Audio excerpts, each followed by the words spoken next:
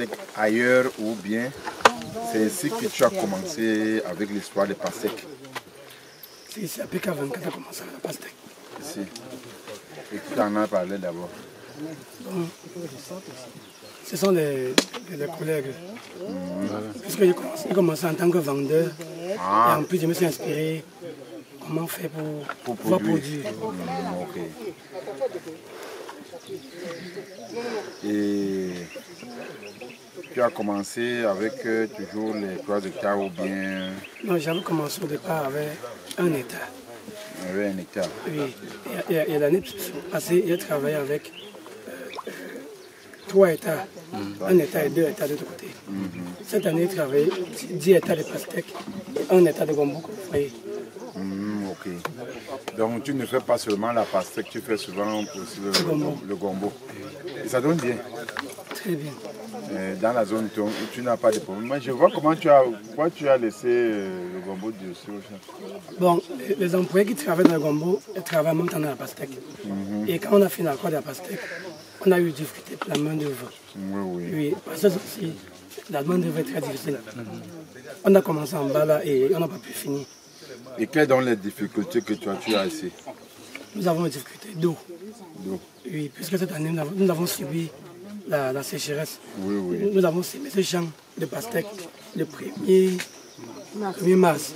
1er mars, oui. Il ne pleuvait pas. Il ne pleuvait pas. Chaque année, à la première pluie, on sème. Et cette année, nous avons semé à la première pluie, mais après la pluie s'est arrêtée. Il a fait environ 3 semaines quand la pluie est arrivée. Nous avons souffert en arrosant goutte à goutte. Oh là là, chaque jour? Chaque jour, les employés sont peinés avec le pulvérisateur pour mouiller. Je vois les pulvérisateurs. C'est très pénible. Non, en dehors de ça, il n'y a pas de... Sur le problème des maladies, il n'y a pas de problème? Bon, nous avons aussi le problème des produits. Je travaille ici actuellement avec les produits phytosanitaires à Vesmont. Ça nous coûte énormément cher. Parce que les autres produits coûtent moins cher, mais ça ne donne pas de bons résultats. Est-ce que vous vous regroupez souvent en producteurs de pastèques? Ou bien chacun travaille comme ça? Vous n'avez aucune association, aucun regroupement, aucune réflexion? Pas encore. Nous n'avons pas pris l'initiative. Vous pensez à ça? Bon, mais en termes de production, tu vois que ça évolue, ça s'améliore? Oui, la production s'est vraiment améliorée cette année, malgré le climat qui n'a pas été favorable. Bon, les variétés que les semences que Semagri te donne, vous donne des semences de bonne qualité? Non, Semagri nous donne des semences de bonne qualité. Performant? Performant. Depuis que j'ai connu Semagri, je n'ai plus acheté une semence comme les Semagri.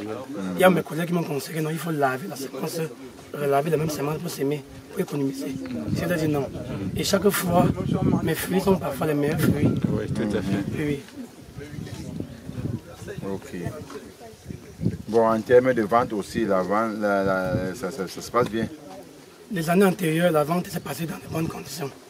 Mais cette année, nous avons beaucoup de difficultés. Liées à quoi? Liées au Covid-19. Oui, c'est ce que nous on s'est dit, parce que puisque les frontières sont fermées, les acheteurs sont partis de 900 000 francs, un camion de pastèques, à 250 000 francs à ce jour. Donc, et quand on évalue cela, on paie les ouvriers à peine.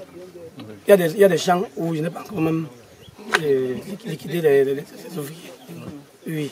Il faut d'abord vendre maintenant et ils sont obligés de me défendre, aller mettre la pastèque au marché, moi-même, me poumonner et vendre comme ma voix même finie là, pour pouvoir arriver à un montant un peu signifiant, pour payer les employés pour qu'ils puissent partir. Mais est-ce que tu as déjà reçu l'encadrement du ministère de l'Agriculture? Pas encore. Puisqu'on n'a pas encore, on ne s'est pas encore organisé pour avoir même ne serait-ce que les simples GIC. Parce que pour avoir le financement du ministère de l'Agriculture, il demande qu'on ait des GIC.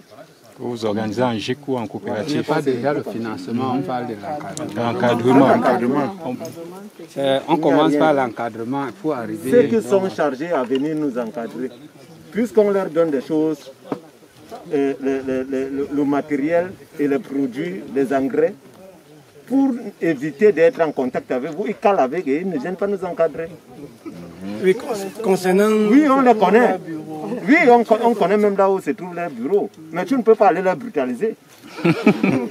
C'est leur produit. Concernant l'encadrement... Non, je vous dis que... chaque campagne, concernant l'encadrement, chaque campagne, les gens du ministère de l'Agriculture nous visitent. Oui, oui, ils sont arrivés dans les champs au moins 3 fois. Comme cette dame est arrivée au moins 2 fois. Ils nous rendent des visites et ils nous donnent aussi des conseils pour accompagner. C'est que Simbaki nous donne. Oui, les appuis techniques. Quoi. Bon, le problème c'est que nous ne sommes pas mobilisés pour pouvoir nous organiser pour les rencontrer en GIC. Oui, ils ont conseillé. Il faut même en GIC, même c'est petit, il faut créer une coopérative des producteurs de la PASEC. Ça vous permettait également de mieux négocier également le marché. Peut-être même commencer à voir dans les supermarchés également, on veut la PASEC là-bas, comment ne pas prospecter ce marché là-bas. Donc moi je me dis que vous gagnerez mieux à vous organiser en coopérative également. Ce n'est pas difficile. Vous allez voir votre délégué départemental, ça commence là-bas. Et même votre délégué d'arrondissement, vous pouvez commencer par là.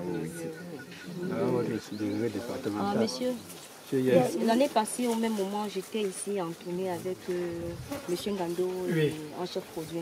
Sur cette parcelle particulièrement, tu avais expérimenté la colosse et Héraclès, je crois bien. C'était ta première fois de faire les hybrides. Oui. Oui. Qu'est-ce que tu peux nous dire? Qu'est-ce que tu peux dire aux gens, aux producteurs qui sont ici par rapport au rendement que tu as eu? Parce que toi, tu m'avais précisé que tu n'avais jamais essayé les hybrides. Oui.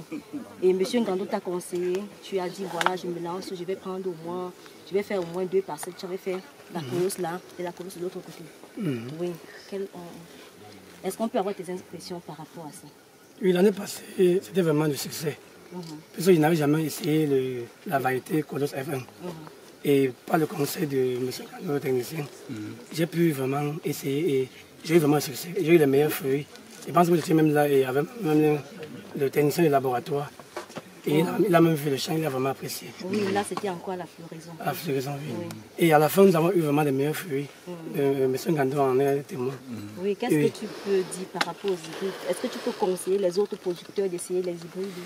Oui, ce que je peux dire par rapport aux hybrides, c'est que les semences des hybrides sont très bien. Et très bien dans des périodes difficiles.